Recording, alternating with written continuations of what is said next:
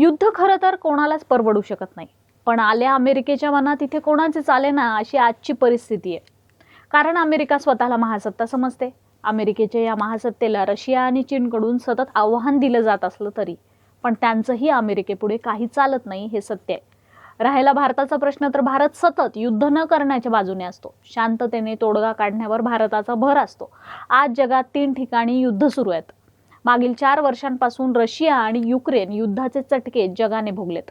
या 2 देशातील युद्धामुळे भारतासारख्या देशात पेट्रोल आणि डिझेलच्या किमती 30 ते 40 रुपयांनी वाढल्यात.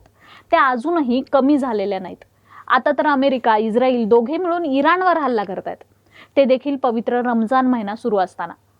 तर तिकडे अफगाणिस्तान आणि पाकिस्तान या 2 देशातही मोठं युद्ध सुरू आहे.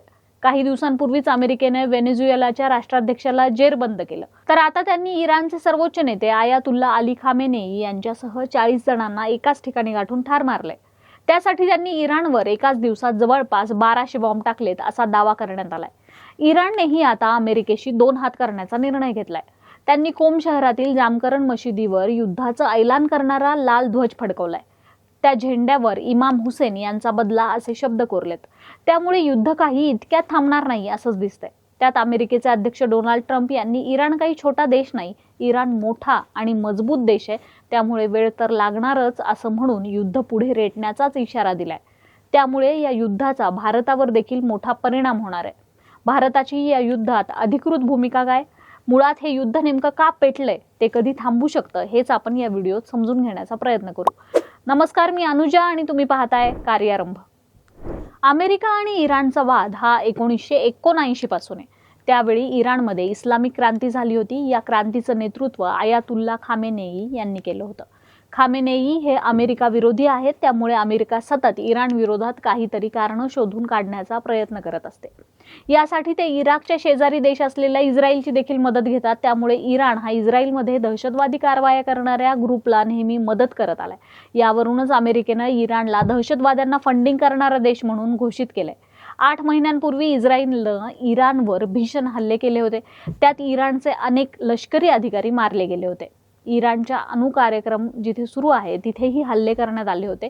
या हल्ल्यानंतर अमेरिकेनं इराणला अणुकार्यक्रम थांबवण्याची विनंती केली होती, पण इराणनं छुप्या पद्धतीनं आपला कार्यक्रम सुरूच ठेवला. इराणकडे अण्वस्त्र आली तर आपलं आखाती देशांवरचं नियंत्रण सुटेल, तेल संपन्न राष्ट्रांपुढे अमेरिकेला झुकावं लागेल. यामुळे अमेरिकेनं इराण विरोधात युद्ध पुकारलं. युद्धाच्या 3ऱ्या दिवशी डोनाल्ड ट्रम्प यांनी एका माध्यमाला मुलाखत दिली. त्यात ते म्हणाले, आम्ही संपूर्ण 4 आठवड्यांचं नियोजन केलंय.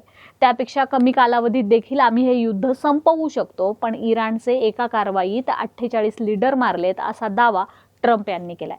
इराण सोबत चर्चा होऊ शकते का असं विचारल्यावर ट्रम्प म्हणालेत, माहिती नाही. इराणला चर्चा करायची आहे, पण मी त्यांना गेल्या आठवड्यातच चर्चा करायला हवी होती, या आठवड्यात नाही असं सांगितलंय. आम्ही पूर्ण लष्करी शक्तीनिशी लढत आहोत. दुर्दैवाने आणखी काही अमेरिकन लोकांचे जीव जातील. युद्धात असे होतच असते, पण जोपर्यंत आमचे लक्ष्य साध्य होत नाही तोपर्यंत अमेरिका हल्ले सुरूच ठेवणार आहे. यावरून असंच दिसतंय की डोनाल्ड ट्रम्प यांना कसेही करून इराणवर सत्ता स्थापन करायचीच आहे असं त्यांनी ठरवलंय. अमेरिकेनं अनेक आखाती देशात आपले लष्करी तळ उभे केलेत. तिथून इराणवर हल्ले सुरू आहेत. त्यामुळे इराणनं देखील बहरीन, सौदी अरेबिया, इस्रायल, सिरिया, इराक, UAE इत्यादी देशांवर हल्ले केलेत. कुवेतमध्ये तर अमेरिकेचं F-15 हे लढाऊ विमान पाडण्यात आलंय. विमान कोसळल्याचा व्हिडिओ जगभर व्हायरल झालाय. कुवेतमध्ये अमेरिकन दूतावासावरही इराणने हल्ले चढवलेत. अमेरिका, इस्रायल आणि इराण यांच्यातील युद्धामुळे भारतावर याचा मोठा परिणाम होताना दिसतोय. पहिल्यांदा तर शेअर बाजारात याचे पडसाद उमटलेत. तेलाच्या किमती प्रचंड वाढणार आहेत. गॅस सिलेंडरचे दर यामुळे वाढतील. ट्रान्सपोर्ट महागल्याने अन्नधान्याच्या किमती वाढणार आहेत. सगळ्यात महत्त्वाचं म्हणजे आखाती देशांमध्ये अनेक भारतीय लोक कामगार आहेत. शिवाय पर्यटक म्हणून अनेक जण तिथे गेलेत आणि त्या देशांमध्येच अडकून पडलेत. भारतासाठी इराण हा देशही मित्र देश होता. इस्रायल आणि अमेरिका हे दोन्ही देश मित्र देशच आहेत. त्यामुळे भारताला या युद्धात बॅलन्स साधणं अवघड होत आहे. भारताची आयात निर्यात इराणच्या हद्दीतून सुरू होती. त्यामुळे आता पुरवठ्याची साखळी विस्कळीत होऊन महागाईचा भडका उडणार आहे. भारताला सागरी सीमांचं संरक्षण करण्याची मोठी जबाबदारी आता आली आहे आणि सगळ्यात मोठा धोका हा IT आणि बँकिंग क्षेत्राला यामुळे बसणार आहे. भारतावर सायबर हल्ले होऊ शकतात. भारत प्रत्यक्ष युद्धात सहभागी नसला तरी अमेरिका आणि इस्रायलशी असलेले भारताचे संबंध पाहता सायबर हल्ल्यांचा मोठा धोका भारताला असल्याचं तज्ज्ञ सांगतात. इराणमधील शिया समुदायावर होत असलेले हल्ले पाहून भारतातील मुस्लिम समुदाय देखील रस्त्यावर उतरू लागलाय. त्यामुळे भारतात सामाजिक अशांतता निर्माण होणार नाही याची काळजी भारताला घ्यावी लागते. या सगळ्या घटना आणि घडामोडी घडत असताना पंतप्रधान नरेंद्र मोदी यांनी इस्रायलचे पंतप्रधान बेंजामिन नेतन्याहू यांच्याशी फोनवर संपर्क साधलाय. त्यात ते म्हणाले, या प्रदेशात लवकर युद्धबंदीची गरज असल्याचे अधोरेखित केले. पंतप्रधान मोदींनी सोशल मीडिया प्लॅटफॉर्म एक्सवर असं लिहिलंय की त्यांनी सध्याच्या परिस्थितीवर चर्चा केली आणि नागरिकांच्या सुरक्षेला सर्वोच्च प्राधान्य दिले. त्यांनी सांगितलं की भारत लवकर शांतता प्रस्थापित करण्याचं आणि हिंसाचार थांबवण्याचं आवाहन करीत आहे.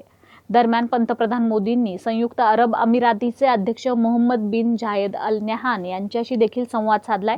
त्यांनी UAEवर हल्ल्यांचा तीव्र निषेध केलाय आणि जीवित आणि मालमत्तेच्या नुकसानाबद्दल शोक व्यक्त केलाय.